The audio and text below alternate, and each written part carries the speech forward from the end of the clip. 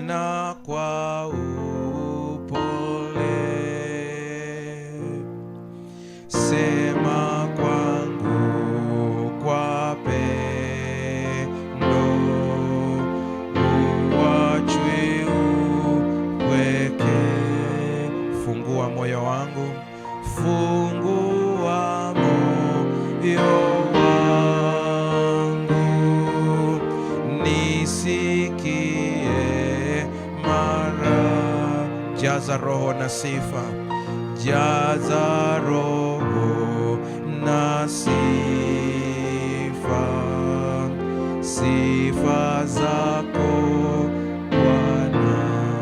Kila siku nene, kila siku unene vile kwa upole, nong'oneza kwa pole, upole wa pendo. Daima utashinda, daima utashinda. Uhuru ni wako. Nisikie maneno, nisikie maneno, uachwe upweke. Piano iendelee. Kila mmoja afumba macho yako, mwambie Mungu, nisaidie nikalielewe neno lako. Takasa akili, mawazo yangu nikakuelewe. Amsha ndani yangu shauku ya kujua. Tamka hayo maneno ndani ya moyo wako. Muombe Bwana amshe hamu ya kujua neno.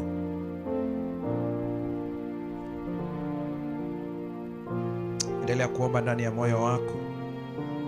Omba baraka na neema ya Roho Mtakatifu ya kufanya neno hili liwe hai ndani yako, lilete matokeo. Usiwe msikiaji tu, bali mtendaji.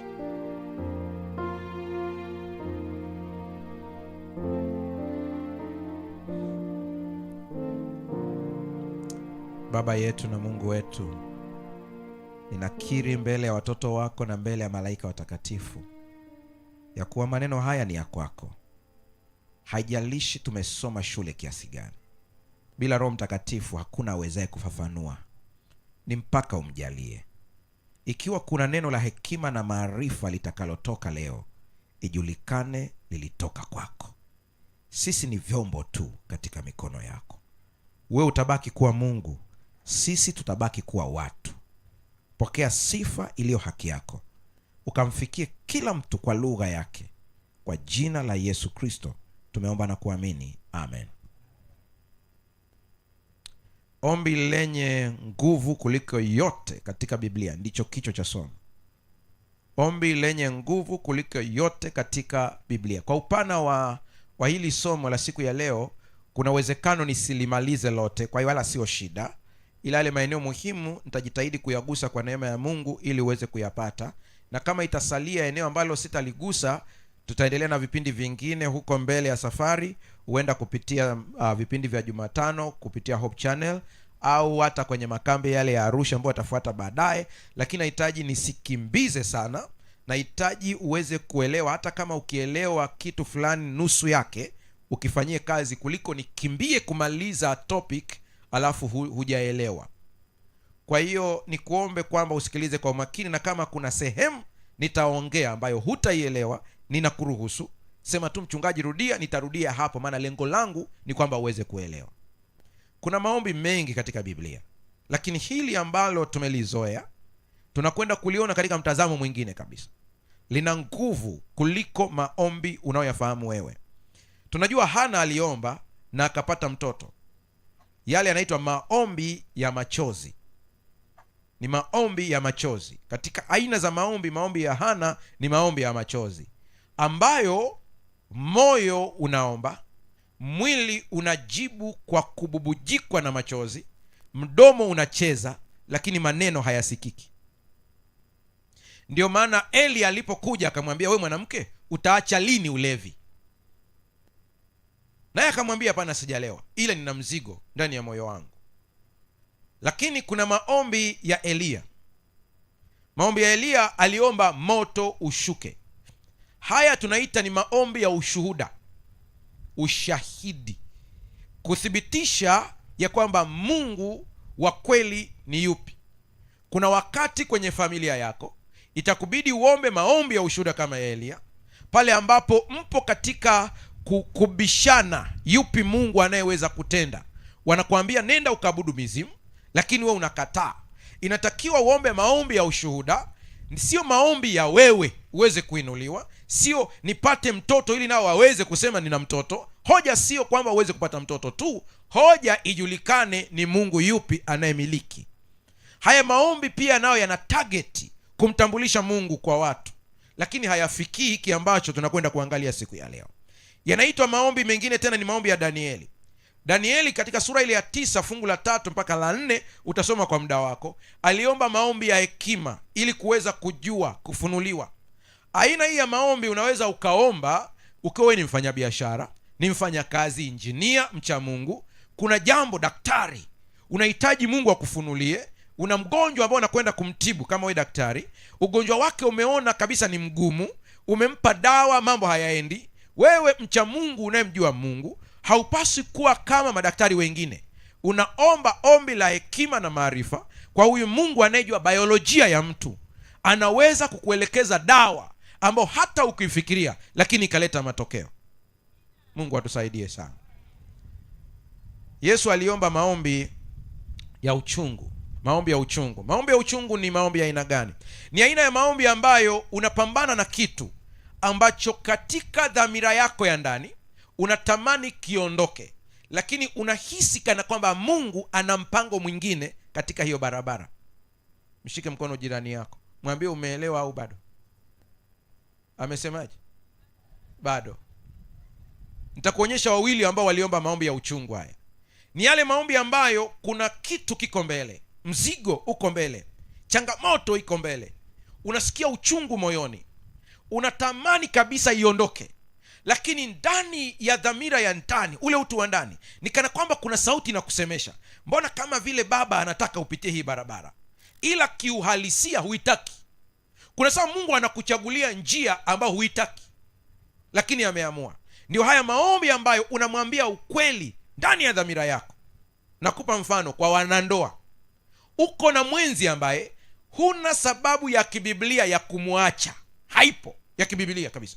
Vigezo vya Biblia vya talaka havipo, lakini anakupa uchungu, hupati amani, unapambana, unatamani kabisa amani ipatikane, lakini kila ukiomba kama vile yuko vile vile, unatamani uondoke. Yani katika uhalisia wa moyo wako unatamani kwenye ndoa uondoke, kinachokufunga ni neno.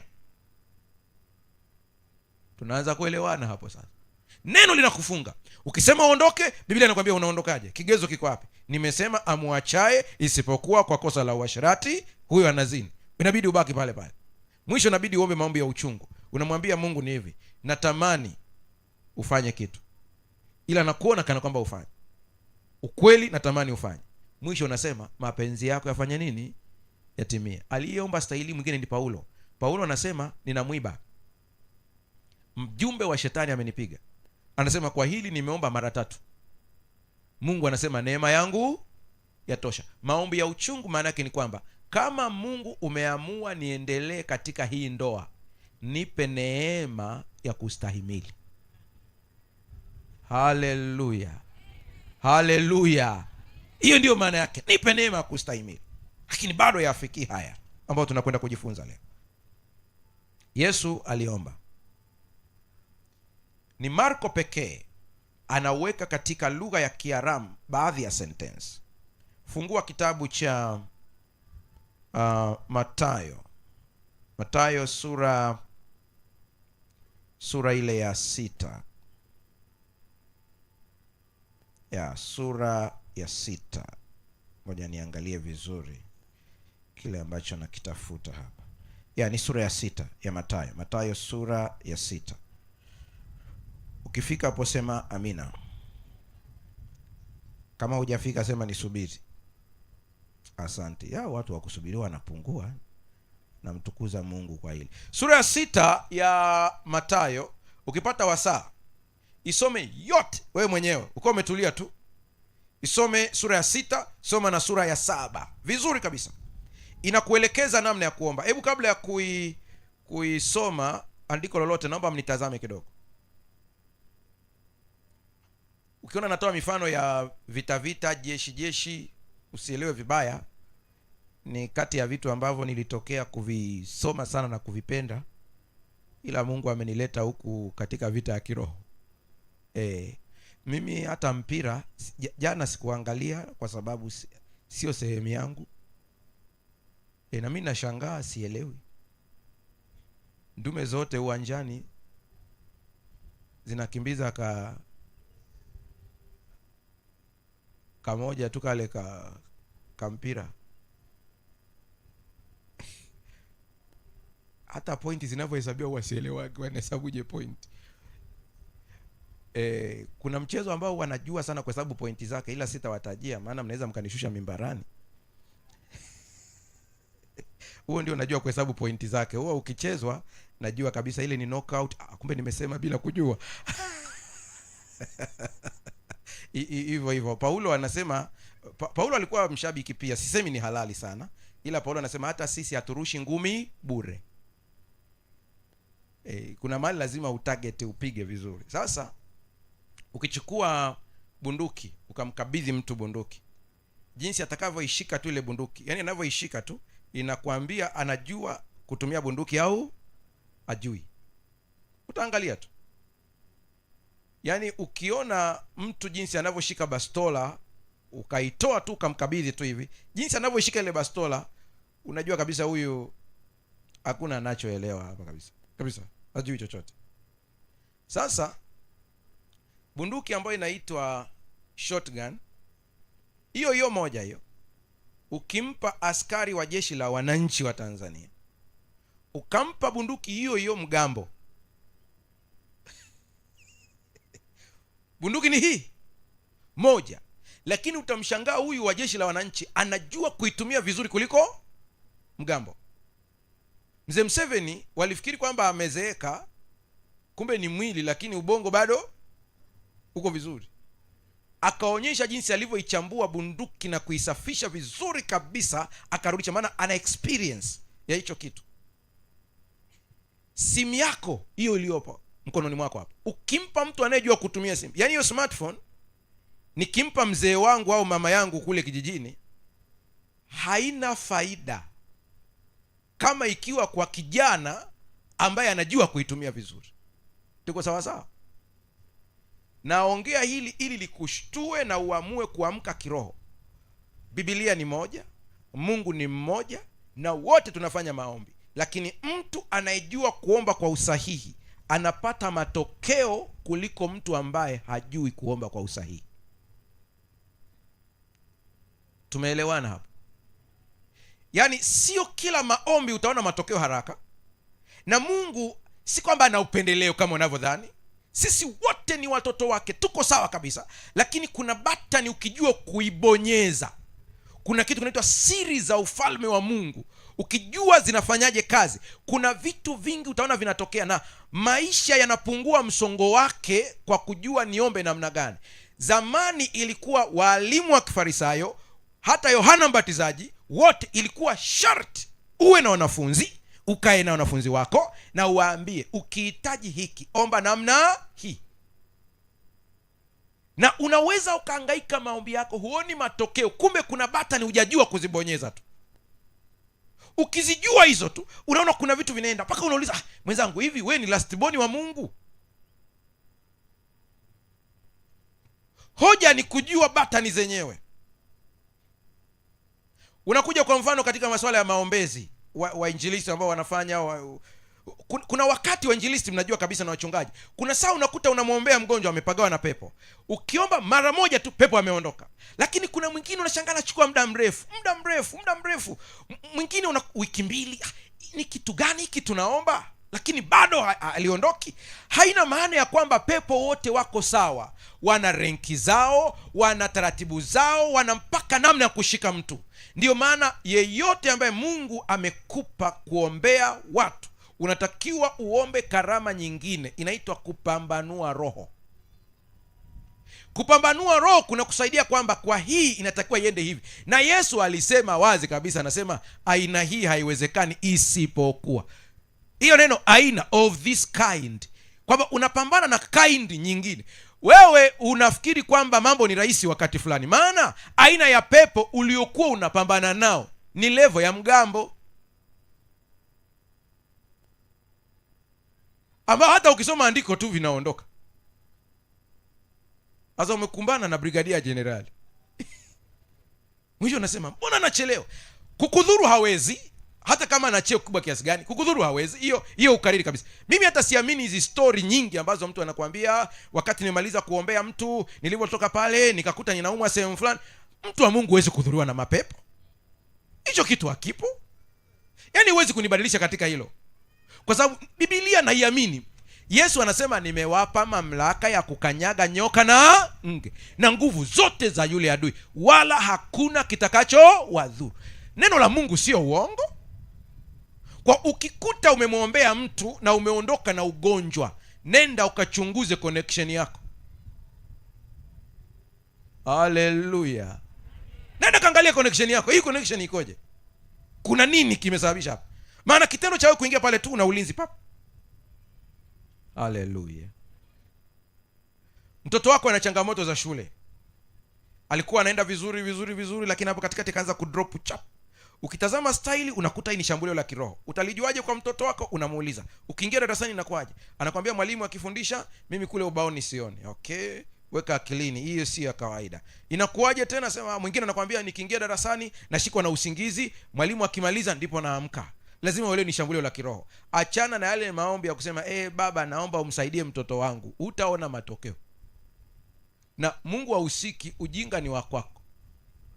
Hapo unaomba maombi gani? Unaomba maombi Yesu aliyosema, ami nawaambieni, yeyote atakayeuambia mlima huu ng'oka.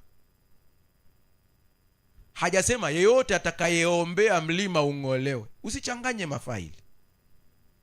Anakuambia pastor, nimeomba sana, mtoto yuko vile vile. Na kuuliza uliombaje?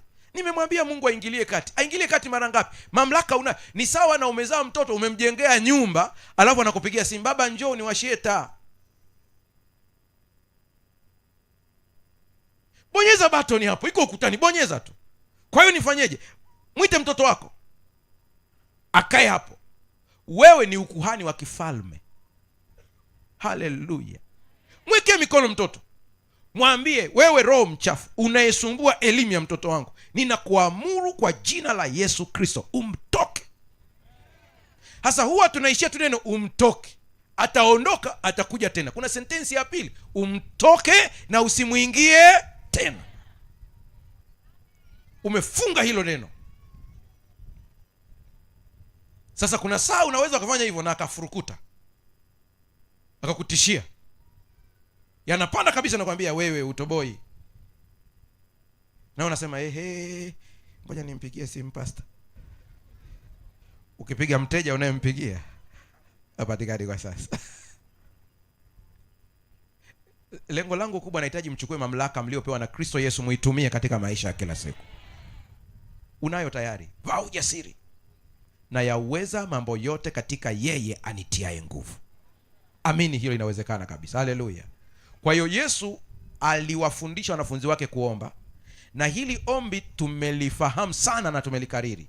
Hebu nione kama tunalifahamu wote. Baba yetu uliye mbinguni. 1 2 3 twende. Ndio.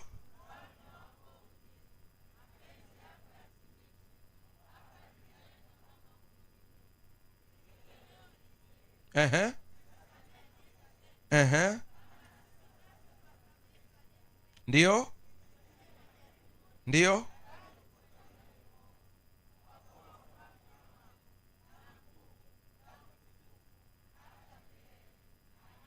Wale wa kule nyuma kabisa hata nilikuwa sisikii, sijui kama wamesema.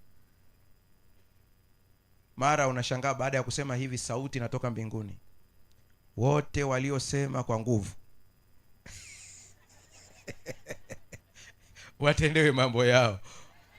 Unaweza ukajikuta unasema turudie tena pastor, lakini nimeshatoka hiyo.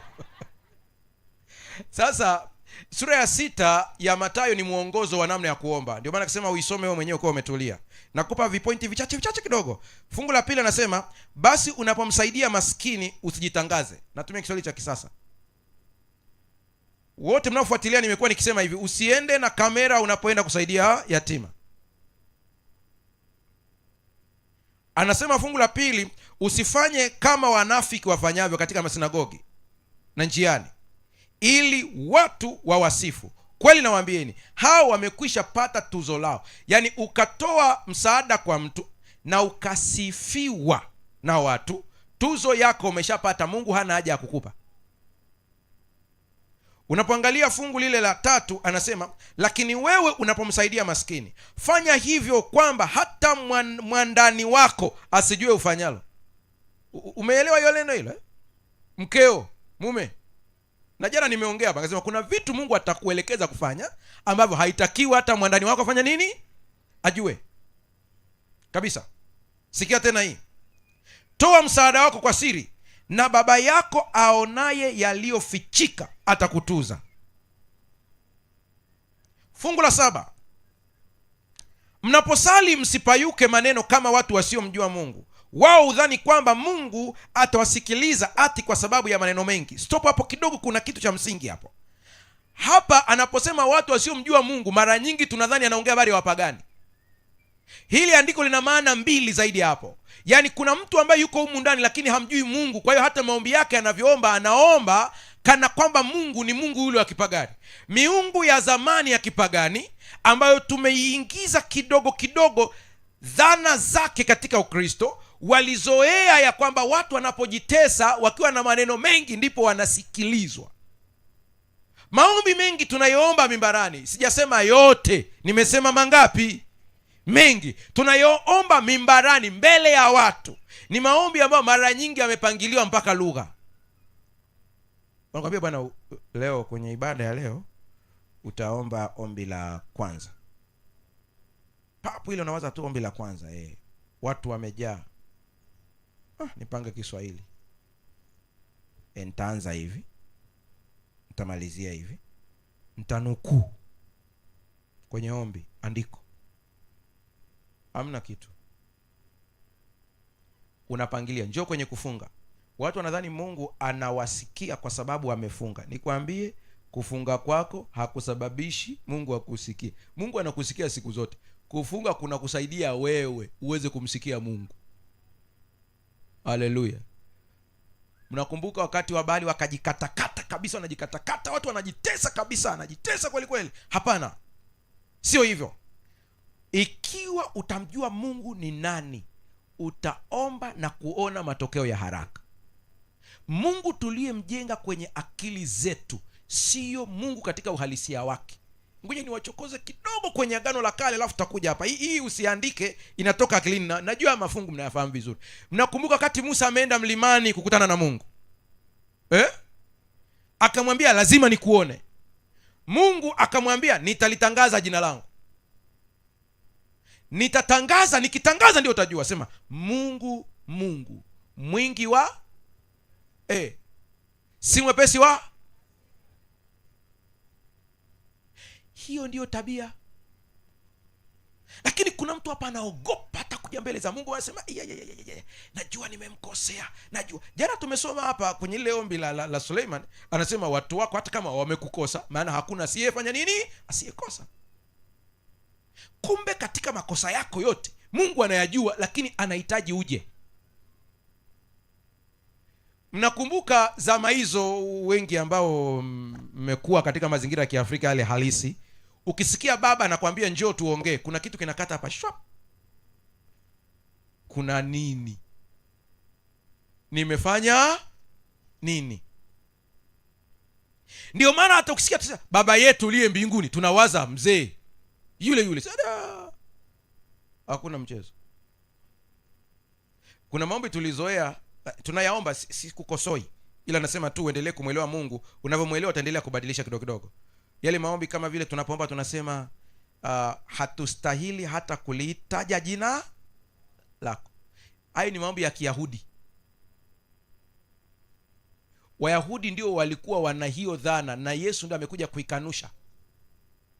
Wayahudi wanamjua Mungu kama Yahwe, ndio jina ambalo wanamfahamu. Walikatazwa kulitaja, na ilifikia hatua hata waandishi wanapoliandika, maana zamani walikuwa wana mashine za kuandikia vitabu, kwa inabidi mnawekwa waandishi wengi hapo, mmejaa kama 20-30. Mmoja anasoma Torati hapa kama imla, kwa hiyo anaposoma kule mnaandika. Kwa hiyo mkifika sehemu ya hilo jina, huyu ambaye huku anasoma haruhusi kulitaja, anatakiwa aseme neno Adonai. Akisema Adonai, mnajua amelifikia jina lenyewe, ila nyie mnaoandika ndio mna shughuli ifuatayo. Mnajua amesema Adonai, lakini anamaanisha Yahwe, kwa inabidi uandike herufi Y. Ukiandika ile herufi Y, kalamu iliyotumika inatakiwa itupwe. Nguo ulizovaa lazima zibadilishwe. Kwa ukiandika tu Y pap, unatupa kalamu, unaenda kubadilisha nguo, unaoga, unavaa mpya, unapendeza na kalamu mpya, unarudi unaandika H, maana yenyewe ilikuwa haina zile tunaita consonant au vowel. Ilikuwa haina hiyo a e i o u, kwa hiyo inabidi uandike H. Ukiandika H, kalamu unatupa, nguo unabadilisha, unarudi tena, unakuja unaandika W.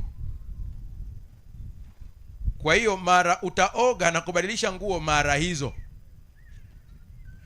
Alafu kama ni kwenye ibada, mkiisoma mbele ya watu, ukisema tu hilo jina Adonai, watu wote wanajua kabisa unamaanisha nini. Kwa hiyo inabidi watu wote wasujudu.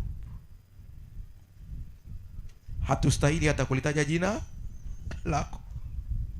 Wananyanyuka. Wakristo tukaichukua bila kuidailuti, tukaibeba kama ilivyo. Kama ilivyo tukaichukua. Sasa wanafunzi wa Yesu wakambana Yesu. Sasa kwa nini wanambana Yesu? Wao wanaomba maombi ya kupambana, maombi ya kuteseka, maombi ya kupambana kweli kweli. Siku moja wakagundua Yesu amesema kila mmoja aende sehemu yake afanye maombi. Kila mmoja aende sehemu yake afanye maombi. Wakagawana kila mmoja sehemu yake. Mmoja akashtuka sawa, lakini mnajua yeye akiomba anaomba so simple, lakini vitu vinafanya nini? Vinatokea. Anaomba tu kawaida. Sema tufundishe kuomba. Sasa bali ninyi mnaposali, salini hivi: Baba yetu. Haleluya. Baba yetu. Baba yetu. Hajakuambia kwamba sio mfalme, anasema lakini kabla ya kuwa mfalme ni baba. Ni baba. Nimetoa huu mfano na kurudia sana wa kijana wangu ambaye wakati niko pale Tegeta pale ananiita kwenda kula chakula. Niko na wageni wamepanga foleni hapo. Kajamaa kakaja kaenda tu straight. Wakakazuia, "Wewe mtoto, hujui tumepanga foleni kuingia huko ndani?" Akamtazama tu yule mtu akafanya hivi, akaingia ndani. Kuja niko na mtu tunaongea. Mtu amekaa hapa, mimi nimekaa hapa kwenye meza, yeye akaja kule nilipo direct, akanigusa tu. Na mimi nikashuka kumsikiliza. Nikamwambia, "Unasemaje, Junior?" Asema, "Chakula kimeiva, unaitwa nyumbani ukale." Kwa wakati anatoka nje wale wanaanza, "Wewe mtoto." Sasa mwisho tu akawajibu akamwambia, "Huyo hapo ndani ni baba." Hapo akaondoka. Yaani kwenu ni pastor. Kwa hiyo nyie mtaingia kwa wazo la mchungaji, na kwa sababu ni mchungaji na watu ni wengi, wote wanamhitaji, mnaingia kwa foleni. Ila mimi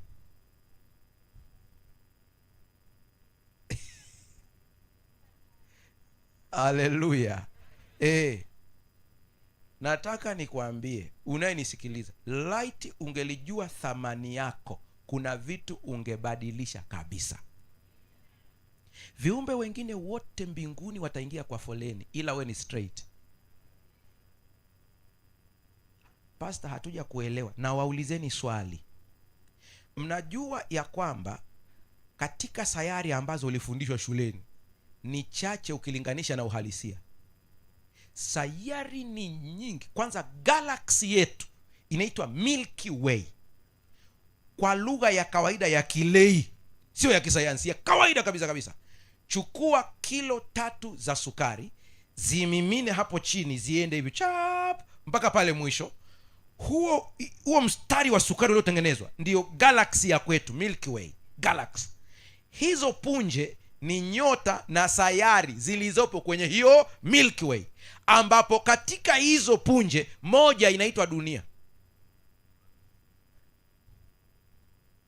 Alafu wanakuambia wanasayansi, katika hizo galaxy kuna galaxy kama hizo billions, sio milioni.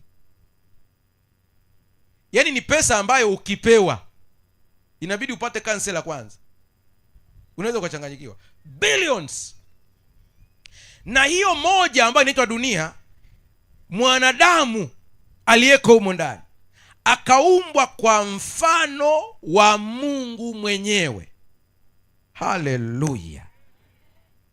Ndiyo maana walipoasi malaika, huwezi kumuona Mungu anatuma mtu au Mungu anatuma nafsi iende ikaokoe. Anapoanguka mtu, pap, mwana wa Mungu mwenyewe anajitoa kuja. Mtu alipoanguka, Mungu anakuja. Bado mchungaji hatujakuelewa vizuri. Edeni aliyetembelea ni nani? Adamu aliomba, baba, nimekula tunda huku, nimegundua nguo hakuna, njoo unisaidie.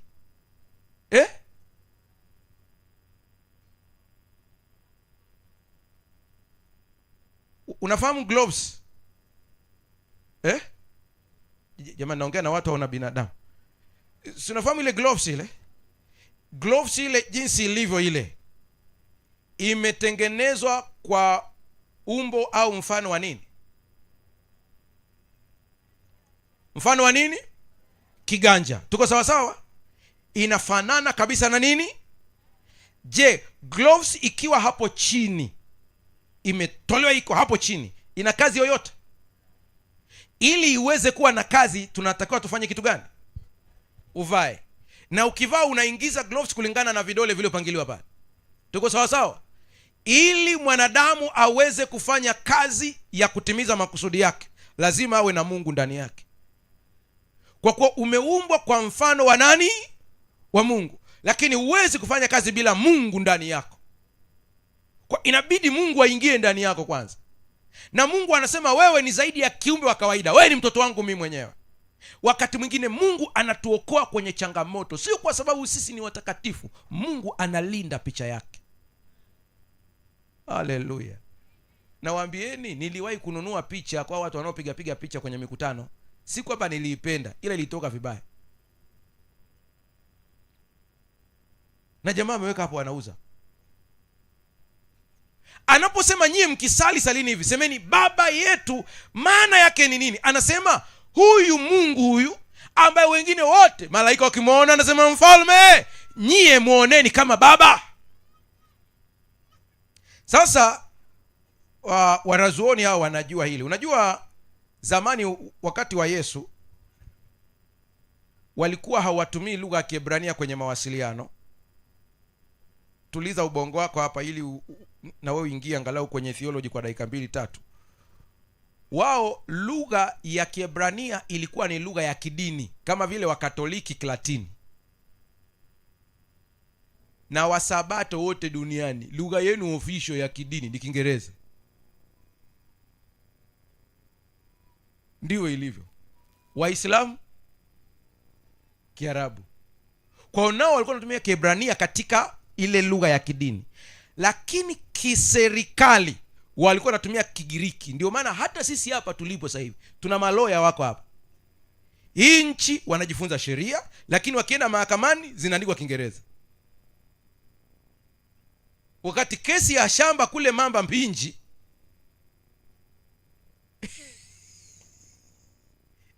ile ikija kuandikwa kesi rasmi inaandikwa nini?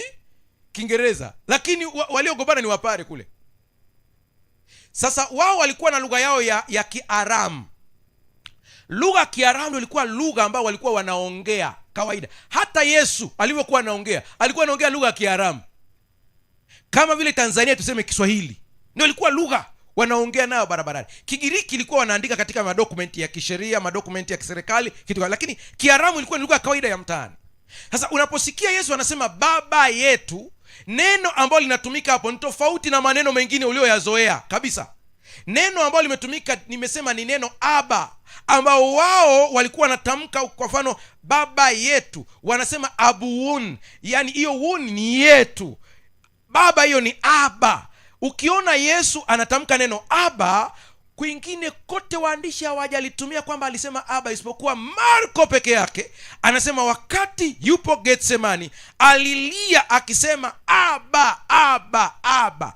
Neno Aba lilitumika likimaanisha ni uhusiano wa kifamilia. Ilikuwa marufuku kabisa kwa Mwebrania kumtamka Mungu kama Aba, maana na kuuliza, wewe umezaliwa na yeye kweli? Wewe ni mtumishi tu. Yesu akawaambia wanafunzi wake, siwaiti tena watumwa bali rafiki. Kwenye Waebrania sura ya 2 anasema wala hachukui asili ya malaika bali anachukua asili ya wana wa Ibrahimu, hivyo haoni haya kuwaita ndugu zake. Ina maana kama Yesu ni mwana wa Mungu na mimi pia ni mwana wa Mungu kupitia Yesu Kristo. Hiyo hali tuliipoteza. Mtume Paulo kwa kuelewa uzito huu anasema jinsi alivyo sasa ndivyo tulivyo. Siwezi kusahau hili nikifundisha. Mama mmoja ni staili yake, sikumfundisha, ni staili yake, aliamua kwenda mbele za Mungu. Alikuwa na shida ya saratani ya utumbo mpana, amehangaika sana. Mimi amenitumia tu ushuhuda. Anasema, pastor, nilikusikia ukifundisha ukaeleza nguvu ya mahusiano kati ya sisi na Mungu. Anasema siku moja niliingia ndani nikashika tumbo, anasema nikamwambia Yesu, hili andiko hili, ulivyo ndivyo tulivyo. Na mimi nakuuliza Yesu, una kansa ya utumbo?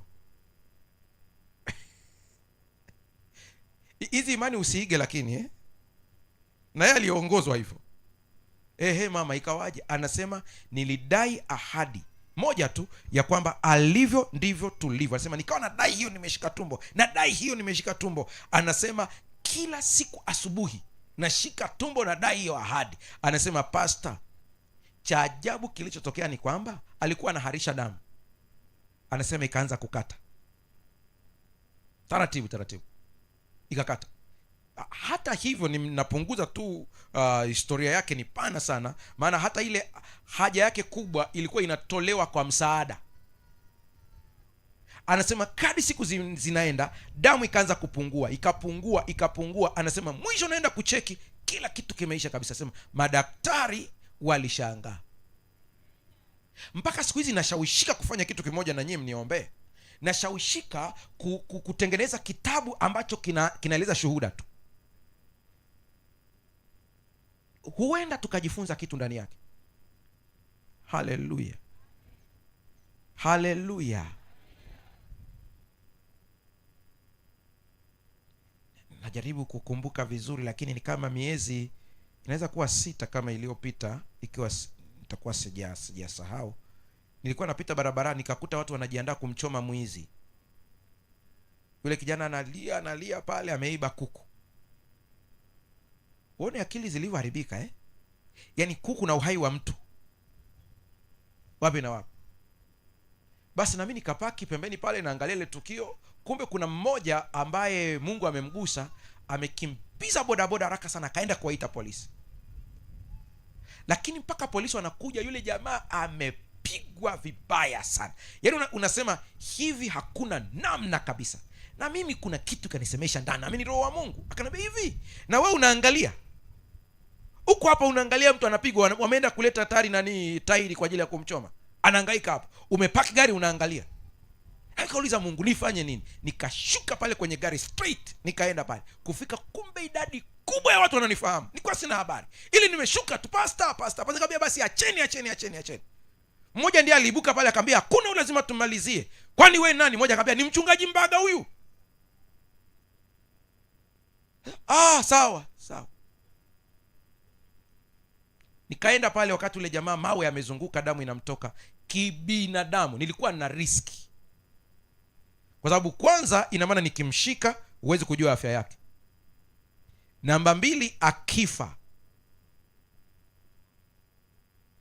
unaona ilivyo hatari, Lakini maadamu ameacha kumpiga, nikaenda pale nikamwambia niangalie. Anaongea kwa shida, lakini ananiangalia, maana damu imeshavuja, ananitazama. Nikamwambia unanisikia vizuri? Anasema ndio, nakusikia. Nikamwambia umempokea Yesu kuwa Bwana na Mwokozi wa maisha yako? Anasema hapana. Nikamwambia sikiliza, sisi wote unavyotuona hapa tumezaliwa na Adamu. Adamu alipokosea, sisi wote tumeandikiwa kifo, lakini Yesu alikuja ili kila anayemwamini asipotee, awe na uzima wa milele. Ukimpokea Yesu Kristo, dhambi zako zote zinafutwa. Haijalishi uliibia watu wangapi, ulifanya nini, zote zinafutwa. Sasa hivi hapa unahesabiwa katika ufalme wa Mungu. Akaniuliza swali moja, nifanyeje basi nimpokee? Nikaambia, ongea maneno haya baada yangu. Sema, Bwana Yesu. Anaongea kwa shida, Bwana Yesu, nisamehe dhambi zangu, nisamehe dhambi zangu. Nikubali kuanzia leo, nikubali kuanzia leo. Ninaamini wewe ni mwokozi wangu, naamini wewe ni mwokozi wangu. Kuanzia sasa, andika jina langu, andika jina langu kwenye kitabu cha uzima. Alipomaliza sentensi ya mwisho, hawezi kuongea tena, nguvu zimeisha. Lakini namshukuru Mungu, wakati niko pale pembeni, watu wote wananishangaa, kama huyu jamaa anafanya kitu gani hapa? Wanasema ni mchungaji. Ndipo polisi wanaingia. Polisi wanakuja pale, wakawatawanya wale watu ukifanya makosa ndio utajua polisi wapo. Kabla hujafanya unafikiri hawapo. Wakawatawanya ndani ya dakika chache pale. Kuna wengine walikamatwa pale pale. Sasa wakati wanakuja, wameniona niko pale, nimesogea karibu na yeye. Mungu anavyo connect vitu vyake vya ajabu. Polisi wawili wananifahamu, wanakuja, pastor. Nikamwambia nilikuwa namkatisha shauri ampokee Yesu. Mmeweza kuongea? Nikamwambia tumeshaweza kuongea. Wakamshika pale na vifaa vyao wakabeba. Nilikuja kufuatilia baadaye, yule kijana alifia wakati wanampeleka hospitali. Lakini piga picha, hata kama umeibiwa kuku, uhai wa mtu na kuku. Kwa nini Yesu anatumia neno baba yetu kwetu, daddy, aba? Anasema hivi, sisi wote tuliokaa hapa ni ndugu. Haleluya! Sio baba yangu, ni baba yetu. Kama kuna nchi ambayo tuendelee kumshukuru Mungu, ni nchi ya Tanzania, kwa kuondoa ubaguzi wa kikabila. Tumshukuru Mungu, maana sisi wote tunaonana kwamba ni ndugu. Unakuja hapa Same, unasikia yule pale ni Mchaga amejenga pale, yule pale ni Msukuma amejenga pale, yule pale, wote wako sehemu moja. Sisi wote ni ndugu. Acha habari tu ya utaifa wa Tanzania, tulivyo ndugu kama ndugu moja. Lakini njoo katika Kristo Yesu, popote napomuona mtu kando ya Utanzania, nikimuona mtu yeyote ambaye amempokea Kristo, huyo ni ndugu yangu. Kama sitamuona katika vazi la Kristo, hata kama ni Muislamu, ni binadamu mwenzangu. Ninawasihi kwa neema ya Yesu, tuonane kama ndugu moja. Ukimtazama mwenzako, huyu ni ndugu yangu, huyu ni ndugu yangu. Baba yetu uliye mbinguni. Anaposema baba yetu yuko mbinguni, anamaanisha hivi, yuko juu ya yote. Hakuna ambaye anaweza kabisa kumsogelea huyo. Mimi nina uhusiano na yeye. Mtoto wa Mungu uliyeko hapa, naomba Roho Mtakatifu akusaidie kuelewa hiki ambacho nakwenda kusema. Ukitaka ujue Mungu anakuchukuliaje, muangalie mwana mpotevu. Sisi wote hapa, siingilii. Mimi ni mchungaji wa kanisa la Sabato nayeongea hapa mbele. Siingilii kanuni ya kanisa, ni utaratibu wetu tumejiwekea. Na ukijiunga na hili kanisa, wewe chagua. Kama huna mpango wa kufuata kanuni, usijiunge. Ni simple kabisa. Lakini nataka nikwambie, kuna watu tumewafuta ushirika kwenye makanisa yetu, lakini wana ushirika mbinguni. Kabisa kabisa kabisa. Hapa tulifuta kabisa kabisa kabisa, lakini mbinguni anatambuliwa kabisa. Na kuna watu hapa wameandikwa kwenye vitabu vyetu, mbinguni jina likitajwa wanauliza wamesema wapi huyo? Sasa Same. Kwamba Same tuna mtu anaingia mbinguni mwenye hili jina, sema maeneo gani? Kavambu. Hajulikani. Mnakumbuka wakati wanafunzi wamekuja wanambia Yesu, tazama pepo wanatutii kwa jina lako. Yesu akamwambia, hiyo kitu kidogo sana. Msifurahie kwa sababu pepo wanawatii. Cha msingi cha kushangilia, majina yameandikwa. Hiyo ndio hoja ya msingi. Kwa nini Yesu nasema hivi? Nasema hivi kwa sababu shetani nilimuona akianguka kutoka mbinguni kama umeme. Maana yake ni kwamba vita wakati inatokea mbinguni, nyie hamkuwepo. Tulipambana. Kipigo nilichompa, spidi aliyotoka nayo ni zaidi ya ndege. ni kama radi, akakimbilia huku. Kwa hiyo mkiona mnanitaja anakimbia, sio nyie, ananielewa. Kwa hiyo sio ukafurukuja uzao, nina nguvu za kiroho, nina nguvu za kiroho kweli, nikisema tu mapepo yanaondoka. Hakuna, anajua. Yaani Yesu nikana kwamba anakuambia mimi nikiwa na nyie ni mpole kama kondoo, kwa sababu nyie ni watoto wangu, ila nikiingia kwenye anga ya vita ni simba wa Yuda. Shetani anaelewa. Haleluya. Mnakumbuka kwenye sinagogi moja akasema, tunakujua wewe ni Yesu mwana wa Mungu, umekuja kututesa kabla ya muhula. Wanaelewa mpaka mihula. Hiyo mihula wewe unaijua? Wanaelewa. Usione tukita wito hapa, njoni mpokee Yesu kuwa Bwana na Mwokozi wa maisha yako. Ni kwa sababu hakuna namna nyingine ya kushinda ulimwengu huu bila Yesu. Hakuna. Msione naongea hivi, napiga kelele hapa. Hata mimi katika familia yetu hawakumpokea Yesu wote. Sio. Babu yangu amekuja kumpokea Yesu mwishoni, ana miaka 105. Ndipo anakubali, anatoka kwenye Uislamu mwishoni kabisa. Mwishoni kabisa. Bibi ambaye anamzaa mama, kama sijakosea, alibatizwa na mchungaji Justin Mbaga kama sijakosea. Si ndio hivyo bwana mchungaji? Ulikuwepo nafikiri. Mwishoni kabisa kabisa kabisa. Mwishoni kabisa. Na ilikuwa nimeongea mpaka kuna siku anambia, bibi, mimi siwezi kuhubiri kote huko watu wanabatizwa, wewe unagoma. Alafu kuna neno lake ananipiga moja ambalo mpaka unanyamaza. Nitatafsiri kwa Kiswahili baadaye. Alikuwa ananiambia, uo Yesu wakocho wa niwirao nikwerie na lukundo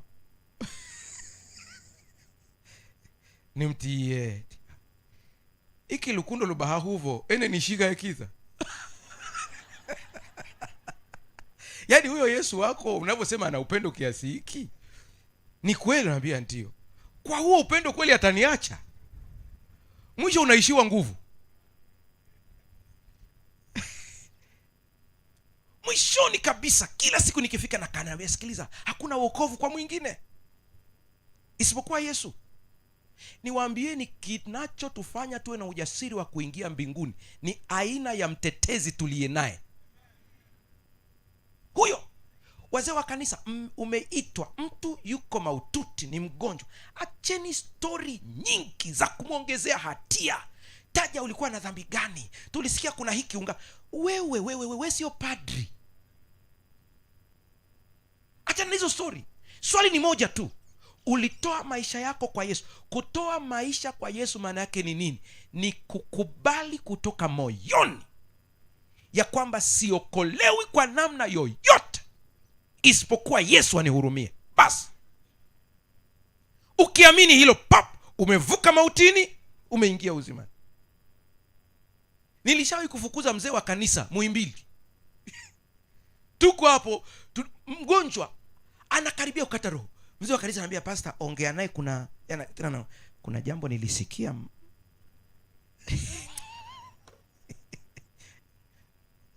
Ukristo wake. Nikamwambia, bwana, kitendo cha huyu mtu kuhitaji mchungaji yatosha. Mke naye akaingia, pastor amekiri yote. Hivyo unajua tuna favor kubwa mbele za Mungu. Tuongeeni ukweli. Ndugu zangu tulioko hapa, wakati unapotubu unakumbuka dhambi zote? Niwaambieni, kama sio neema hakuna anayetoboa hata mmoja hapa. Kama sio neema. Unatubu na unasahau zingine. Shetani anakuchapa, alafu Yesu anakutetea. Haleluya. Mwisho nikaona wala nichanganya. Nikamwambia, mama, subiri hapo, takupa taarifa. Nimuona mzee wangu naye ananichanganya. Nikamwambia, mzee, sasa baba, kuna maombi maalum nataka kuyafanya hapa. Nenda. Naye kaondoka. Tukabaki na yule mzee. Mzee, watu walikuwa na hatia ya dhambi zake, anakaribia kufa, ana listi ya mzigo. Alivyoanza kutaja papo, nikamwambia, mzee, sikiliza, siko hapa kusikiliza dhambi zako, maana hutakumbuka zote. Niko hapa kukuambia jambo moja tu, kupitia Kristo Yesu unaokolewa. Ukikiri sasa hivi tu hapa ya kwamba dhambi zangu ni nyingi, ila kwa Yesu na wimbo tunaimba, dhambi zangu ni nyingi, ni kama nini? Lakini damu yake Yesu yatosha. Kwani umeahidi zinapokuwa nyekundu zitakuwa nyeupe kuliko theluji. Unajua yule mzee alikata roho nikiwa nimemshika mkono, tuko wawili. Experience yangu ya kwanza ya mtu kukata roho nikiwa namtazama. Baada ya kuongea nikamwelezea Yesu alivyo na upendo, anavyomuokoa, amempa nafasi nyingine. Yule mzee kwanza akatoa machozi, akanambia, Pastor, huyu Yesu nimemkosea, niliacha kanisa, nikatanga mbali, nimeshangaa katika hatua za mwisho bado ananiita. Nikamwambia, anakuita, ukiitikia wito tu yatosha, maana ni baba yako. Asema, hata mimi ambaye niliacha kanisa kwa makusudi. Nikamwambia, ndio, mwana mpotevu aliondoka kwa makusudi lakini akarudi. Mwisho kabisa mzee akanikubalia, asema, nimekubali kumpokea Yesu kwa Bwana na Mwokozi wa maisha yangu. Baada ya kuomba ombi, kumbuka hakubatizwa, maana alifuta ushirika. Tumeomba ombi la mwisho, sisahau maneno yake. Akanambia, mchungaji, ninasikia amani ambayo kwa mara ya kwanza niliisikia nikiwa kijijini Tarime wakati nabatizwa. Asema, hiyo ndio imerudi moyoni mwangu tena. Nikamwambia, Yesu yuko na wewe. Akatabasamu, amekata roho akiwa na smile. Ndio pale naweka vizuri mikono, naenda kwa nesi, naambia nesi, mimi ya mambo siyajui. Kuna vitu havitaki Mathayo vinataka taaluma. Nesi akaja akanambia, Pastor, mbona namuona kama ametabasamu? Nikamwambia, sikiliza, wewe hakikisha vitu vyako hapo. Leo akaita dokta akaja na kipimo chake akapima, akasema hatuna mtu hapa tena, ila tabasamu liko usoni. Sitamsahau yule nesi akanambia, kwani mlikuwa mnaongea nini? Nikamwambia, kuna nguvu ikikupata unaondoka vizuri ya Yesu Kristo. Ndugu zangu, hii kelele yote nayopiga ni kwa sababu kuna mtu yuko hapa una ushirika lakini huna Yesu. Wanakujua vizuri kanisani kwako lakini mbinguni utambuliki.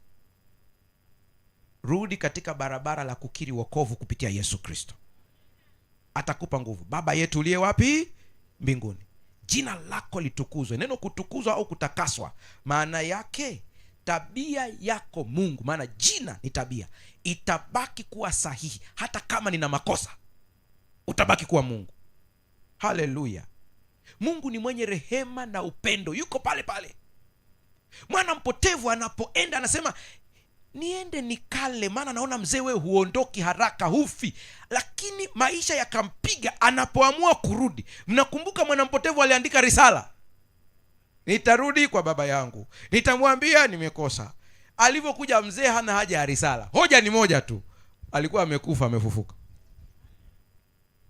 Tena namkumbatia kabisa na ananuka. Jamaa ananuka nguruwe, lakini kwa furaha ya baba hata harufu ya nguruwe haisikii tena.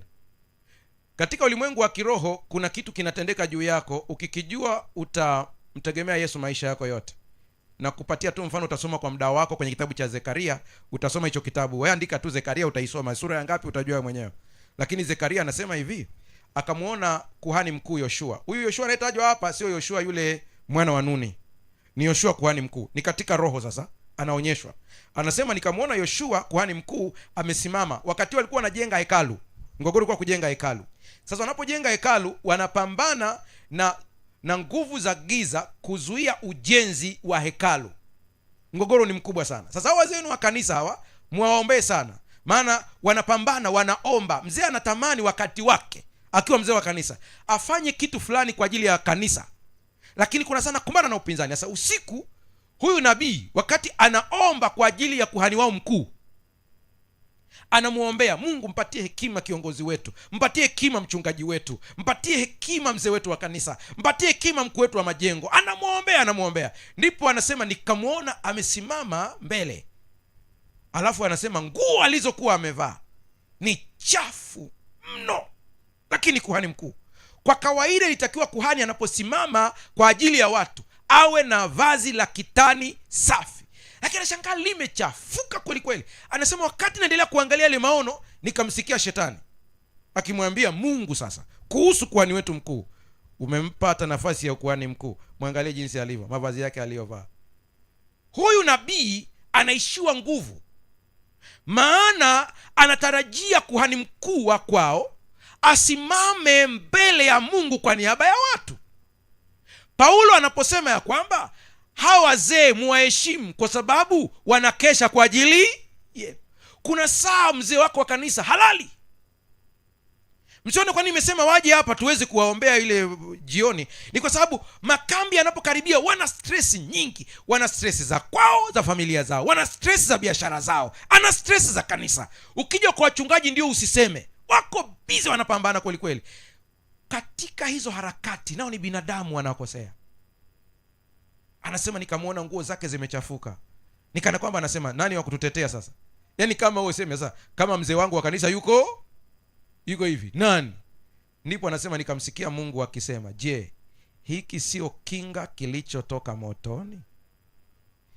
Kizazi ambacho kinatumia umeme kupikia gesi akijui kinga ni nini, ila sisi Wasame angalau tunajua. Anasema unamuona na hayo mauchafu yake yote, ni sawa na mtu ambaye ameona kuna kinga kimeingizwa kwenye moto, akakitoa akakimwagia maji. Bado utaona alama, utaona weusi. Mungu anasema huyu ni mtumishi wangu. Ni kweli najua historia yake. Oda ikatoka moja tu, anasema mvueni hilo vazi, mvalisheni vazi lingine. Vazi ni haki ya Kristo Yesu. Unapoingia kwenye maombi, unapoombea jambo lolote, ukianza na Baba yetu, kinachokupa access ni uhusiano wa kifamilia. Haleluya! Ni uhusiano wa nini? Wa kifamilia. Shetani akizuia anambia huyo ni mwanangu mwache. Asema lakini ananuka, asema mlete hivyo hivyo. Nguo zake ni chafu, anasema sawa. Nataka nikwambie, unaposimama kwenye maombi huwezi kusikiwa ukiwa na matendo yako machafu, isipokuwa uvalishwe vazi la haki ya Kristo Yesu. Maana yake ni nini haki ya Kristo Yesu? Sikiliza kwa dakika hizi 2-3 uweze kuelewa, ili uwe na ujasiri wa kwenda mbele za Mungu. Haki ya Kristo maana yake ni nini? Hapa nina box linaitwa account ya matendo mema. Hili box limejaa, lakini account ina jina, imeandikwa Yesu Kristo. Hapa na box lingine limeandikwa matendo mema, limeandikwa David Mbaga. Hili box wakilichungulia, ukiangalia kule chini kabisa, maana ni kubwa, ni pana, ukitazama unakutana na vikaratasi vingapi? 3. Kuna box lingine limeandikwa matendo mabaya David Mbaga. Ukienda kulichungulia limejaa. Tunaanza kuelewana hapa? Mwisho unatakiwa utumie matendo haya mema ili ununue uponyaji, maana unaumwa. Maandiko yanasema mkisikiliza sauti na kuitii, sitatia magonjwa ambayo niliwatia wa Misri. Ila ukienda kununua pale, uko hapa unaumwa, unasema nahitaji leo Mungu aniponye. Lakini ili uweze kupata uponyaji inabidi uchukue kwenye akaunti yako ya matendo mema. Ukija kuangalia uponyaji kule, unataka uwe na matendo mema 7,000. Ukija kuangalia kwenye akaunti yako una mangapi? 3. Kwa unachungulia, unasema basi ngoja niendelee na maisha yangu tu. Ndipo unanongonezwa na malaika, anakuambia kaka yako mkubwa unamfahamu? Sema simjui. Anaitwa Yesu. Akaunti yake imejaa mpaka yanamwagika, nenda kaongee naye. Haleluya! Ile unatembea tu, ukitembea ukifika pale Yesu anakuona, kwambia njoo. Naongea lugha ya sasa. Sasa dogo njoo. Ukisogea, vipi, una shida gani? Sema naumwa mgongo na nahisi ili shambulio hili sio la kawaida, ila nimeenda kwenye uponyaji. Pale ulipoweka uponyaji, kila nikijaribu kuingia kuna mtu anatangulia. Haleluya!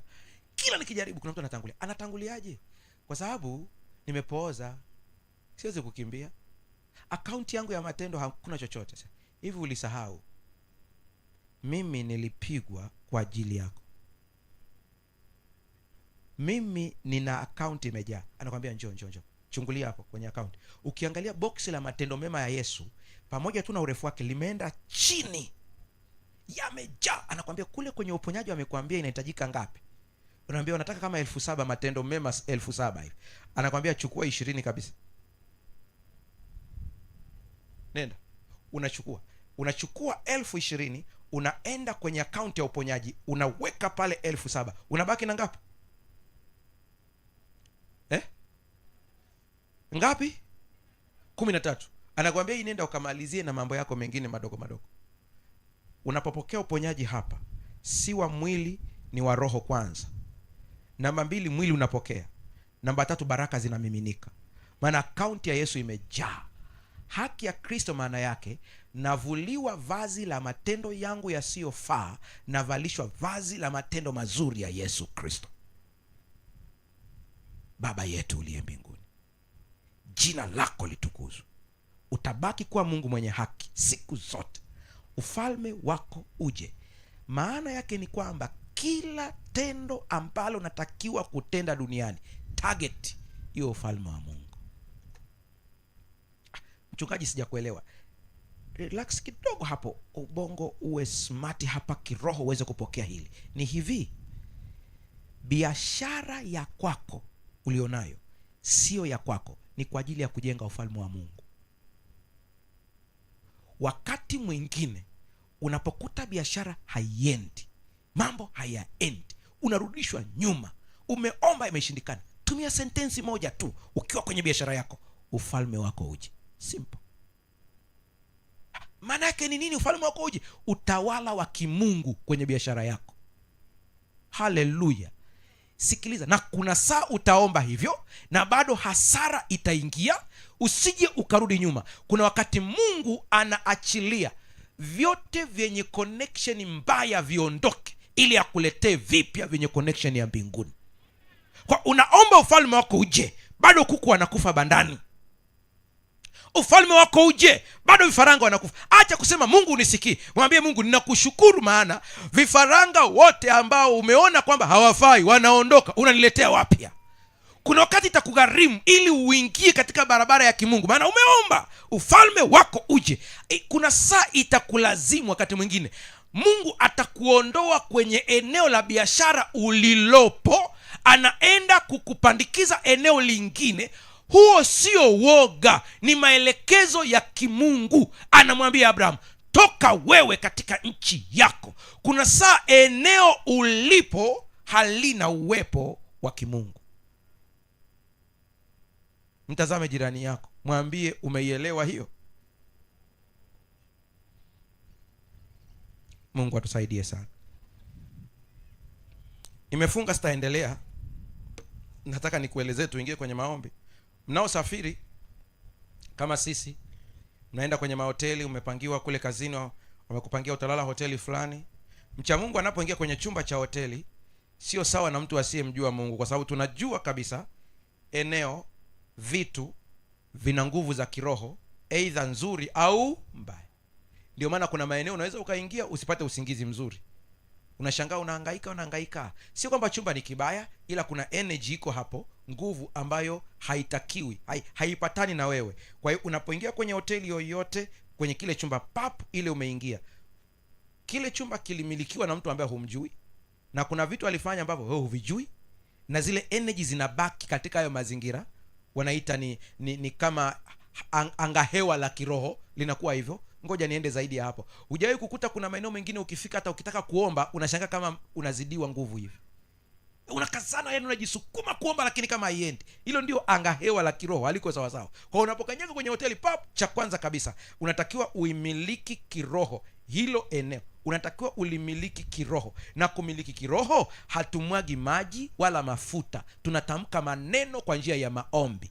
Kwa mamlaka ya jina la Yesu Kristo, nimeingia kwenye eneo hili, malaika watakatifu wakatawale eneo hili, liwe na nguvu ya kimungu, nikafanye kazi vizuri kwa ajili ya ufalme wa Mungu. Ufalme wako uje. Nenda kafanye kazi. Umebadilishwa ofisi, umehama, Bosi amekwambia sasa wewe kuanzia leo ni kitengo hiki unaenda. Baadhi anakwambia kabisa, nakutana na watu wananiambia mambo wengi tu, anakwambia nilipohamia ofisi fulani utendaji wangu uliporomoka. Huwa anawauliza, ulipohamia kwenye hiyo ofisi ulimiliki hicho kiti? Asema yeye waliniachia kile kile. Siongelei kiti hiki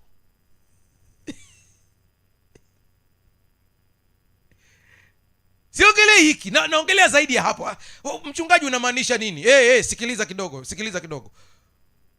Wakati wa Daudi palitokea njaa miaka 3. Wakati wa Daudi njaa miaka mingapi? 3. Inawezekana wenda na miezi kadhaa, sina kumbukumbu nzuri kwa sababu wachungaji wapo wanaweza wakanisaidia. Biblia inasema Daudi akamuuliza Mungu.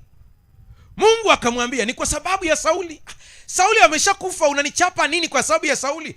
Tatizo sio wewe, tatizo ni kiti, nafasi.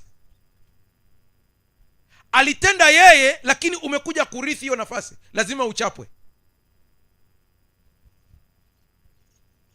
Mungu akusaidie uweze kuelewa. Usiparamie ofisi na vyeo. Kuna nguvu ya kiroho isiyofanya nini? Isiyoonekana iko hapo. Maana kila utawala lazima utumikie ufalme fulani. Haleluya. Hata hivi tulivyo sasa hivi hapa, mtu yeyote mwenye akili timamu ya kiroho, huwezi kumaliza siku bila kuombea taifa Tanzania kwa hali iliyopo. Tunataka ufalme wa Mungu uje, Mungu atawale. Sisi hatuna upande wowote, Mungu ndiye mfalme wetu, yeye atawale basi. Kwa hiyo nifanyeje mchungaji? Ukiingia kwenye nafasi yoyote, umebadilishwa position yoyote, hujui aliyoondoka alikuwaje. Kuna makosa yanafanywa na kiti kilichokaa pale, yani utawala uliokuwepo. Daudi hakujua hili mpaka alivyomuuliza Mungu, mbona njaa ni kubwa? Akaambiwa kuna kitu alifanya Sauli. Alifanyaje? Kuna watu waliwaua, ambao kuna mkataba ulifanywa na Yoshua. Watu wa Mungu, tuko sawa hapa? Mkataba ulifanywa na nani? Na Yoshua. Aliyekuja kuvunja ni nani? Sauli anavunja, anaondoka. Daudi anakuja kupigwa. Asema kwa hiyo, asema wewe ndio mgogoro, ndio kinakutafuna hiki hapa. Sasa nifanyeje baba? Anasema wewe shughuli, nimeshakwambia tatizo liko wapi. Kuna watu wengine utakuwa na changamoto kwenye maisha, inajirudia. Wakati mwingine acha kupambana na changamoto kwanza, rudi muulize Mungu chanzo ni nini. Mungu anapokuonyesha chanzo, tafuta hekima. Daudi na kumpenda kwangu kote, hapa alifanya vizuri, lakini akachemka kwenye mwongozo. Badala kumwambia Mungu kwa hiyo nifanyeje, Daudi alivyosikia tu ameambiwa kwamba kuna watu waliwaua. Mnakumbuka kuna watu ndio wa Gibeon, asema hao ndio Sauli aliwaua na mlikubaliana hakuna kuwaua. Mwisho Daudi baada ya kumuuliza Mungu nifanyeje, akawaita wa Gibeon, akamwambia njoo. Wa Gibeon njoo. Nao wakashtuka, jamaa natuita kuna nini? Asema aliyetoka kwenye kiti hiki kabla mimi sijaja aliua ndugu zenu, akavunja mkataba, tumepigwa na laana. Tufanyeje ili muweze kubariki mkutano wa Mungu? Ndipo anasema huyu mtu ambaye alitoa oda ndugu zetu wakauawa, wachukuliwe watu wa familia yake wauawe kwa malipo ya wale wakiuawa tu. Watu wakifa tutabariki mkutano. Amoni ile zoezi ni gumu sana hilo, gumu sana. Daudi amejichanganya kabisa, naye kwa haraka akatoa oda, akasema nendeni mkaangalie katika mbari ya Sauli, kamata wanyongwe. Askari wanaenda wanakamata. Daudi akakumbuka, na mimi nitachemka, nina kiapo na Jonathani, wakikamata tena nimeongeza laana nyingine. Mwisho akamwambia lakini mkifika waulizeni ni wa ukoo gani. Ukisikia anasema ni wa Jonathani, acha, maana na mkataba na Jonathani, waliapizana na Jonathani. Wakachukuliwa wale watu, Biblia inasema wakatundikwa mtini. Ilikuwa ni kitendo kigumu na kibaya sana. Wakanyongwa asubuhi.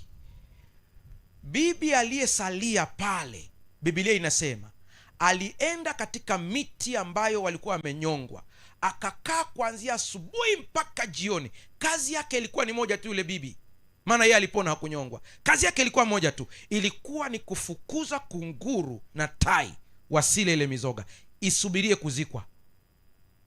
Kila akija upande anapiga, akija upande anapiga mpaka jioni. Baadaye wakachukua wakazika. Unasema mchungaji unamaanisha nini? Laiti angelimuuliza baba, angempa muongozo rahisi kuliko kunyonga watu. maana Mungu ni Mungu wa rehema nyingi. Naomba usimame.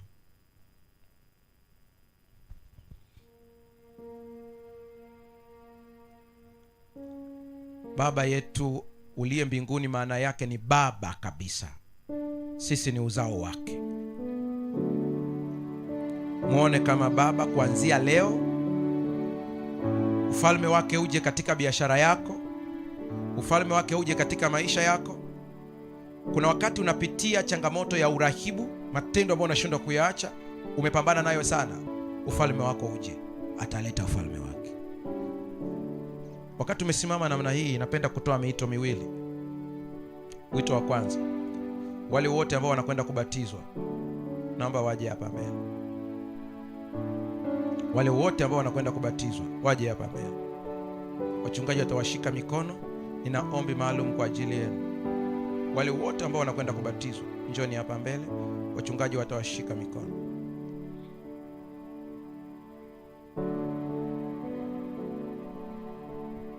Ombi kubwa kuliko yote ni kumwona Mungu kama baba. Ni kutafuta tabia ya Mungu ionekane katika maisha yako. Ni kuhitaji ufalme wa Mungu uje. Ni kutoa ubinafsi wetu. Jioni nitamalizia baadhi ya maeneo yaliyobakia tunapoingia kwenye yale maombi yetu. Nitamalizia. Lakini kwa leo muone kama baba. Ufalme wake uje. Ufalme wake uje.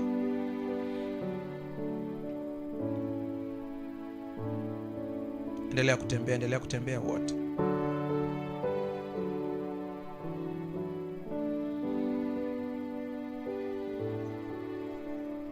Kuna mambo ambayo nahitaji niyaseme wakati tumesimama na miito kadhaa hii imesikika.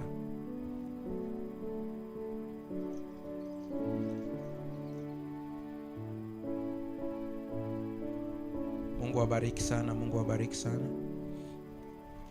Mnaweza mkaendelea kusogea tena. Yes, sogea hivi tena. Roho wa Mungu anapokugusa kuja kwa ajili ya ubatizo, njoo. Njoo. Tembea. Bwana wabariki sana, Bwana wabariki sana. Njoo tu, njoo kwa kadri Mungu anavyokugusa. Njoo kwa ajili ya ubatizo, njoo kwa ajili ya ubatizo. Njoo kwa ajili ya ubatizo, njoo. Endelea kutembea. Endelea kutembea. Kuna mtu huko Roho Mtakatifu anamgusa kwa ajili ya ubatizo, tembea uje. Usishauriane na mtu. Amua mwenyewe, njoo. Tembea. Tembea. Tembea. Tembea. Mungu awabariki sana. Mungu awabariki sana. Mungu awabariki sana. Wakati piano inatulia sasa, naomba mnisikilize hapa.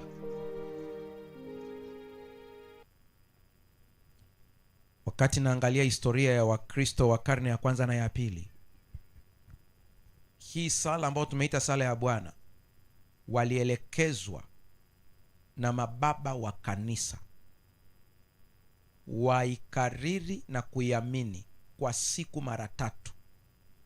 Kwa hiyo ilikuwa ni kawaida kwa Wakristo wakati huo. Asubuhi anasema hii sala kutoka moyoni, mchana na jioni.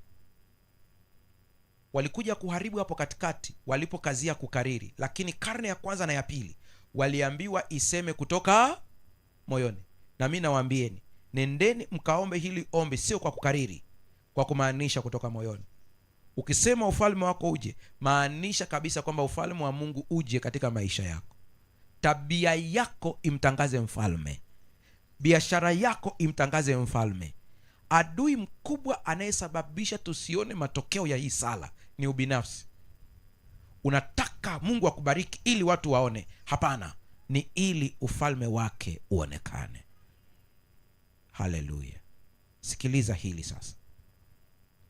Ninakuomba kama huhusiki na huu wito, usije hapa mbele kabisa. Unapitia changamoto ya ugonjwa wowote ambao kwa kawaida katika habari ya sayansi hakuna matokeo ya wewe kupona, isipokuwa tu kwa muujiza, njoo upande wangu wa kulia hapa. Tembea uje upande wangu wa kulia. Ni ugonjwa gani mimi sijui, ila unasema kwa sayansi hakuna namna. Ile nahitaji tu mkono wa Bwana. Njoo upande wangu wa kulia hapa. Sitachukua muda mrefu kwenye huo wito. Kwa hiyo kama uko hapa unasema nina changamoto ya afya, nahitaji muujiza. Hospitali hawana majibu, nahitaji muujiza. Tembea uje hapa. Mkono wangu wa kulia hapa. Mkono wa kulia hapa.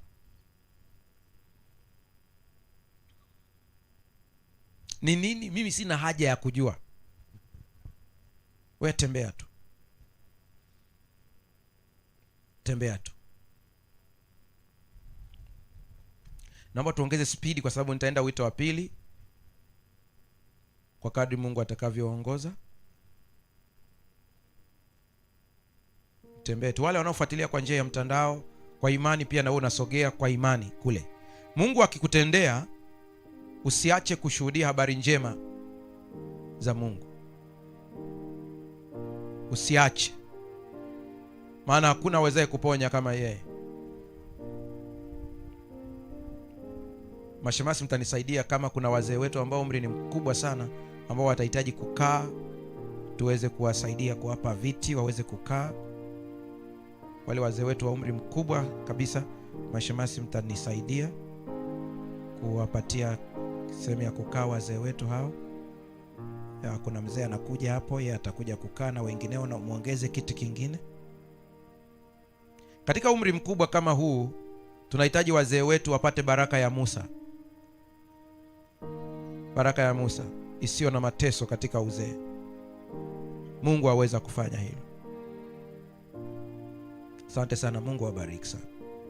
Mungu awabariki sana. Mungu awabariki sana. Mwisho, wakati wanakuja mwisho, ili kundi lingine mtakuja mkono wangu wa kushoto. Pesa unapata kabisa, lakini ukizipata tu kuna vitu vinajitokeza hapo mpaka zinapukutika, zinaisha kabisa. Mpaka unajiuliza hivi ni nini? Kama ni magonjwa sijui nini, mpaka zinaisha. Hufanyi kitu cha maendeleo kabisa. Njoo mkono wangu wa kushoto. Endapo huko huku, baki huko huko, hakuna shida, Mungu anaona. Lakini hili kundi, njoo mkono wangu wa kushoto. Njoo haraka tu hapa. Sio kwamba upati pesa, unapata. Lakini zikija tu kuna vitu vinamiminika mpaka ukiangalia, yani ukipiga mahesabu ya pesa ambazo zimepitia mkononi mwako ni nyingi ukilinganisha na maendeleo havipelekani.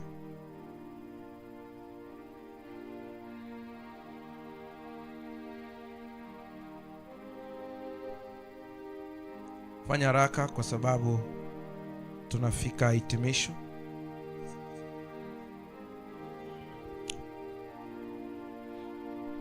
Wale ambao wanafuatilia kwa njia ya mtandao, tuko pamoja na tutaomba pia kwa ajili yenu. Ni nyingi, yani ukitazama ni nyingi, lakini kuna vitu vinakuja hapo vingi tu mpaka inapokutika inaisha. Katika wenye dhambi ndimi mkuu wao, ila Yesu akaja, kwa dhambi alikufa,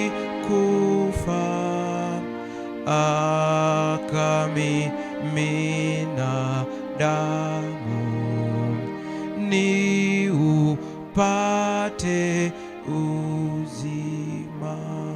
Ajabu pendo lake, ajabu pendo lake, pendo lililo kuu, pendo lisilo mwisho, lidumulo milele, lililo nitafuta ingawa sikumpe. Ajabu pendo lake. Rudia. Ajabu pendo la. Imba kwa kumaanisha. Pendo lililo kuu, pendo li lidumulo milele, lidumulo milele, lililo nitafuta.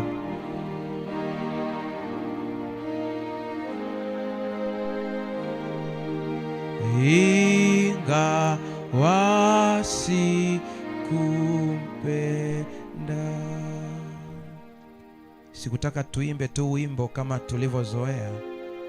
Maneno yake ni mazito sana. Hili pendo limekutafuta. Hili ndilo pendo ambalo linakwenda kugusa maisha yako. Unatendewa sio kwa sababu ni mtakatifu mbele zake, ni kwa sababu ya pendo lake. Anakuona katika sura ya mtoto. Aba, Aba ndiye baba yetu, Daddy. Ufalme wake uje katika maisha yako. Ufalme wake uje katika ndoa yako. Akutendee katika afya yako. Mtazame Yesu katika sura ya upendo, sio katika makosa yako. Unapotubu na kuungama, amini umesamehewa. Mtazame Mwokozi usoni mwake mzuri, mambo ya dunia hugeuka, uso wake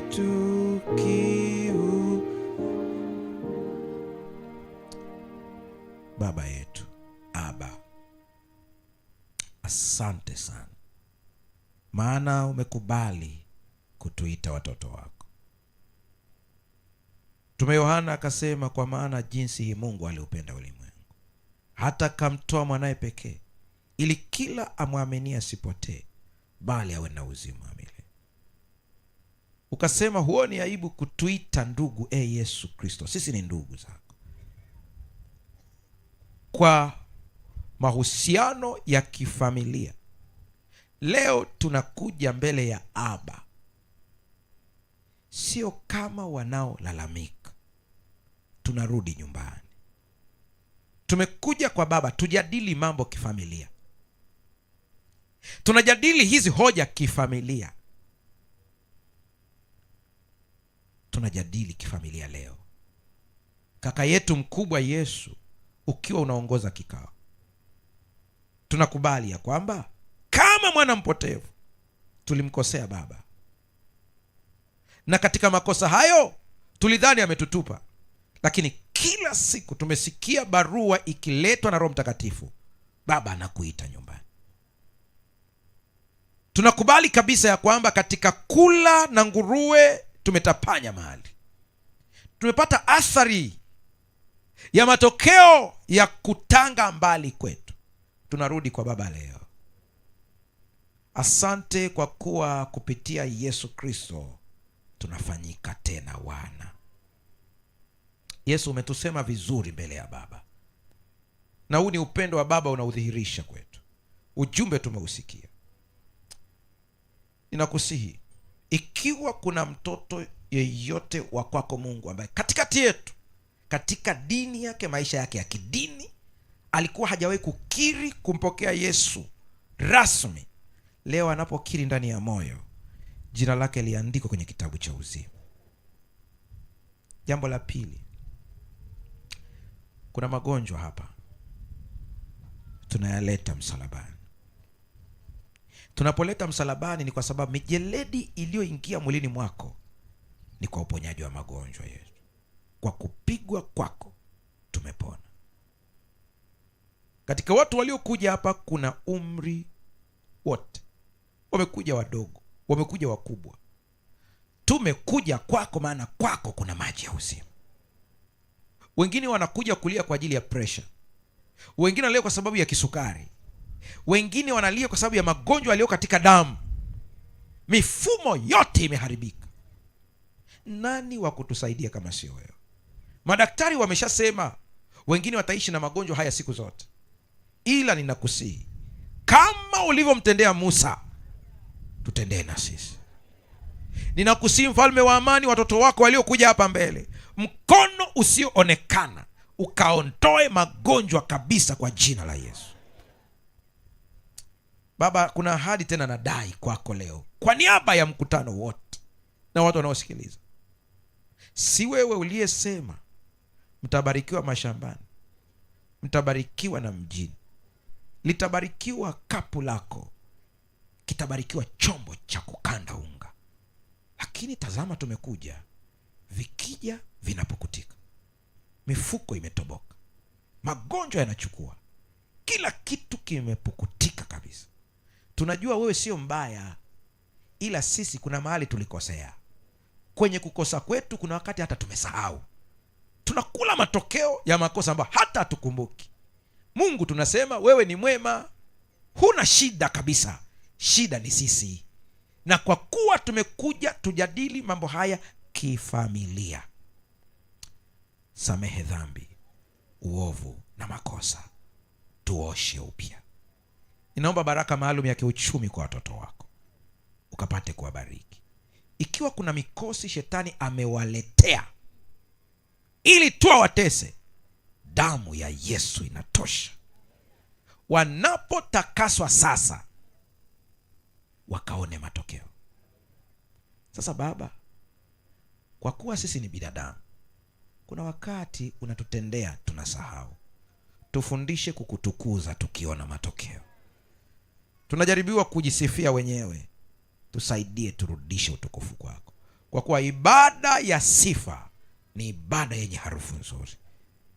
Naomba kwa ajili ya wote wanaoangalia kwa njia ya television, lakini kwa namna ya pekee nimeona wanafunzi wengi wamejitoa kwa ajili ya ubatizo. Wabariki, bariki wote wanaobatizwa leo. Ninakusihi kwa neema yako, ulitutendea jana miujiza, tutendee na leo tena. Na kwa kuwa watu ni wengi wamekuja leo ili tu wakutane na uso wako, badilisha maisha yao. Hata chakula watakachokula kiwe na nguvu ya uponyaji. Hatuli leo chakula kama chakula cha makambi, hapana. Tupo katika ushirika wa kula pamoja.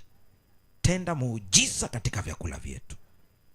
Tutakuja tena jioni kwa ajili ya kuleta hoja nyingine.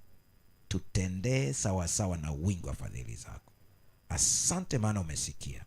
Kwa jina la Yesu Kristo tumeomba na kuamini, amen. Bwana awabariki sana. Rudi